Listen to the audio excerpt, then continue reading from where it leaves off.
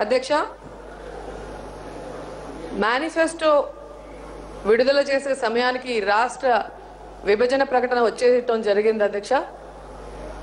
అప్పటికే రాష్ట్ర విభజన జరిగితే రాష్ట్రం డెఫిసిట్లో ఉంటుందన్న విషయం తెలిసి కూడా అనేక అంశాలని ప్రజలకు చేయలేని హామీలని పొందుపరిచి ఈ రోజు ప్రతిదానికి బడ్జెట్ లో లోటు ఉందని తప్పించుకోవడం కరెక్ట్ కాదు అధ్యక్ష. ఈ రోజు అంగన్వాడీ వర్కర్లకి న్యాయం చేయాలి అంటే రాష్ట్రం డెఫిసిట్ లో ఉంది అంటారు.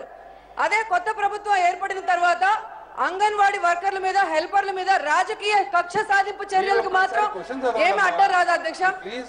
లేదధ్యక్ష, ఆ రోజు వాళ్ళు క్లియర్ కట్ గా మేనిఫెస్టోలో పెట్టారు అధ్యక్ష. అంగన్వాడీ వర్కర్ల జీతాలు పెంచుతాం, వాళ్ళ సర్వీసులు కూడా క్రమబద్ధీకరిస్తామని. ఈ రోజు పరిశీలిస్తామంటే ఇది అన్యాయం చేయడమే అధ్యక్ష.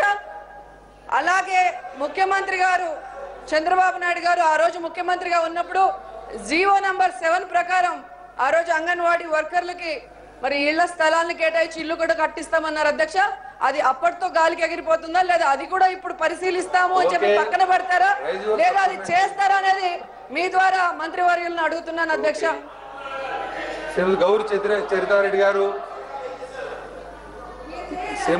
చరితారెడ్డి గారు please please no cross talking please.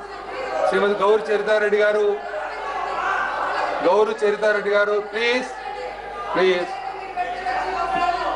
Please no cross talking. జోక్యం కాదండి. చంద్రబాబు నాయుడు గారు ముఖ్యమంత్రి ఉన్నప్పుడు మాట ఇచ్చారట. మధ్యలో 10 సంవత్సరాలు ఏం చేశారండి? మీరు ఏం చేశారండి? ఏంటమ్మా మాట్లాడడానికి కూడా పద్ధతి ఉండాలి కదా. రోజా గారు మొన్నటి వరకు మీరు తెలుగుదేశం పార్టీలో ఉన్నారు. మొన్నటి వరకు తెలుగుదేశం పార్టీలో మహిళా అధ్యక్షురాలు మీరు మర్చిపోయినట్టు ఉన్నారు. ఓకే. శ్రీమతి గౌరు చరితారెడ్డి గారు, వంగలపూడి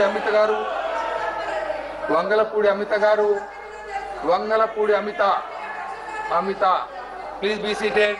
ప్లీజ్. అమిత గారు